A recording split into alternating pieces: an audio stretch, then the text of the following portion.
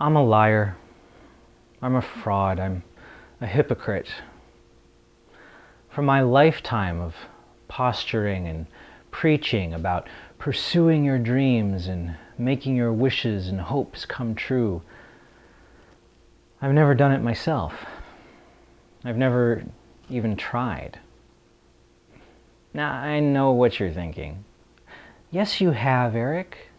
You do everything you dream. You became a licensed hang glider pilot, soaring over a mile above the earth. You moved to Hollywood with no job and ended up working for Walt Disney. You're a published novelist. You go skateboarding in California pools with girls who win medals in the X Games. You're an award-nominated filmmaker.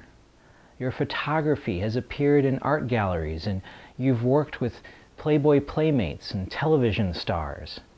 You date fashion models. You're an equestrian, a motorcyclist. You've been dragged by horses and fallen off motorcycles, and you're badass enough to still be walking around and talking about it. What haven't you done? Well, the truth is, all I ever really wanted to do, the only way I ever truly wanted to make a living, was as a novelist. Nothing else. See, all the other things I have achieved in my life are things I'm happy about and proud of and certainly grateful to have experienced. And my varied career choices have been honestly fun and enjoyable. But I have never sincerely pursued my one great passion. I have never even attempted to make a living as a novelist. I've never attempted it. I've never submitted a single manuscript for publication. Not one book, not one essay, nothing. I've never queried an agent. And worst of all, in my efforts to self-publish my work, I only spend a couple of months doing any marketing and promotions before I grow bored and just give up on it. Earning a cushy 6 figures a year as a novelist, as a career, that is the biggest and oldest dream I have ever possessed. And I have never even tried to make that dream happen. Not really tried, only half-heartedly. I'm ashamed of that. I feel like such a putz. But worst of all, I lied to myself. I convinced myself that simply writing novels was enough. I told myself that the act of creation was the only reward I required. But it is precisely because that bliss of creation is genuinely sublime that it's not enough.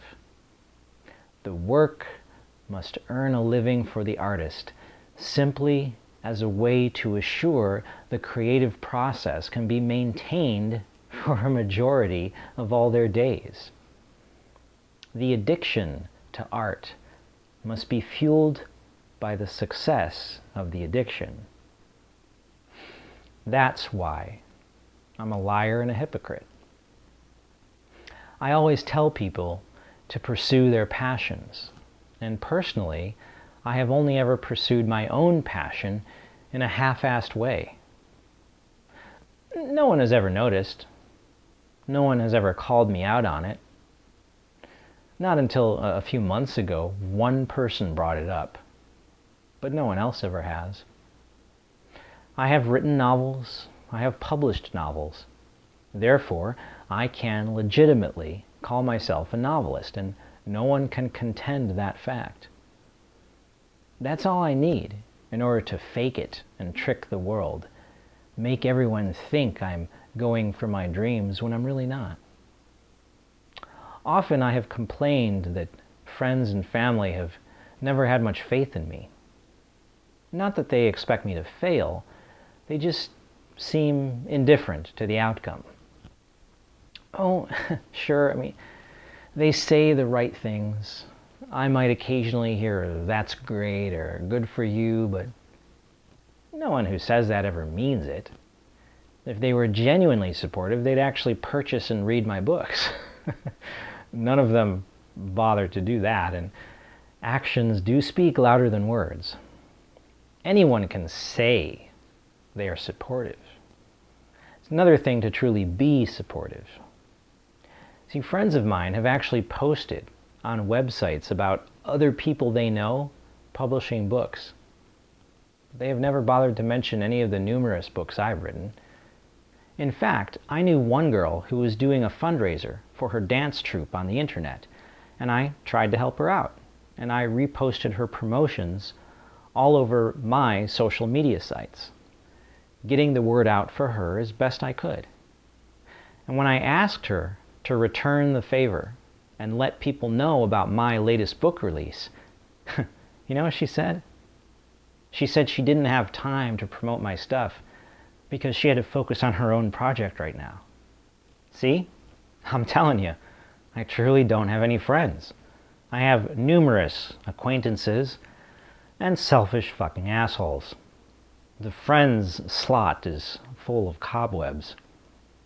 Heck, I've even put some friends in my books as cameo characters, and those people never read my books either. Some people who have been part of the artwork and images in a few of my novels never bothered to read the book. Obviously, this is not indicative of the quality of the story. It's not like the writing is bad, so they can't stomach reading it. No, they don't even pick up their copy of the book in the first place. When friends don't even care enough to read a book you have written them into, are they really friends at all? Perhaps I'm mislabeling mere acquaintances with more credit than they actually deserve. Therein lies another way in which I am a hypocrite. So frequently, I claim to not care that friends and family show no support. Truth be told, it bothers me a lot. I am always nagged by that same concern. If the people who supposedly care about my fortune and success don't really give a shit, why would anyone else? If these people don't care enough to read my books, who will? And then, I finally realized something. I finally realized I had it backwards. I realized I was being unfair. If I truly want to be a successful author, the key is to discover and cultivate fans, to nurture an audience, people who will appreciate my books because of the writing, not because they know me. And that audience must consist of hundreds of thousands of people, not a few dozen friends and family. If I sincerely want to make my dreams a reality, I need to think on a much larger scale. And fans are the people I have to rely upon. No one else matters. Not friends, not family, not old coworkers, not former classmates. Those people serve very different purposes in life. Friends and family are not here to help me realize my ambitions. That is not their job. To imbue them with such an expectation is my failing, not theirs. The people I need to care about are the ones who value what I create. No one else. See, I used to think successful marketing meant I needed to share my literary accomplishments with everyone all the time, starting with friends and family. Now I realize that was never the proper attitude. Success stems from sharing your craft with the people who give a damn. Sharing it with anyone else is a waste of time, regardless of whether they are friends, family, or strangers. If they don't support and share an enthusiasm for your work, they are useless to your success. Throw those people overboard. As long as they are uninterested or cynical towards your achievements, they have no place in your journey to fulfill your dreams and ambitions. Get rid of them. Banish them from your life. Perhaps I was wrong all along. Perhaps for some of us, friends and loved ones are never meant to be supportive. Perhaps their role is to play our villains. Perhaps in the stories of our lives, they are destined to be our antagonists, the ones who doubt us, the ones who push us, the ones who test our mettle and force us to hold firm in our convictions, the ones who challenge our resolve and thereby strengthen our commitment to attaining the goal.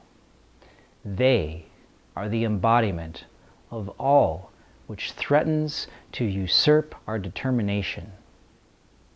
They are the first monsters we must defeat.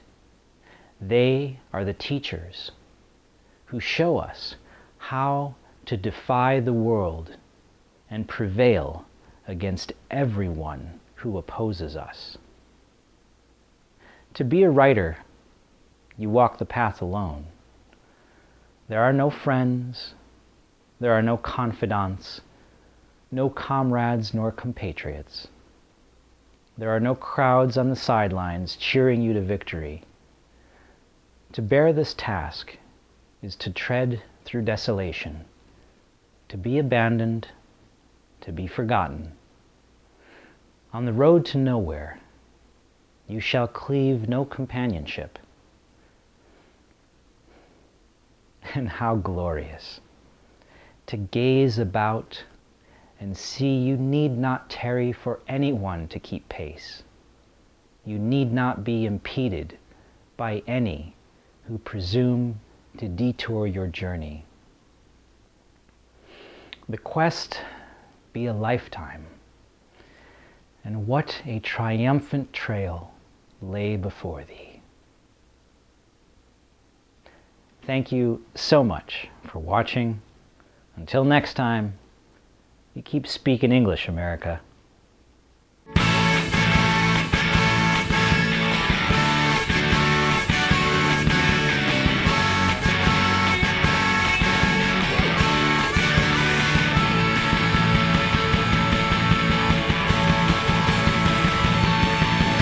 We speak American English.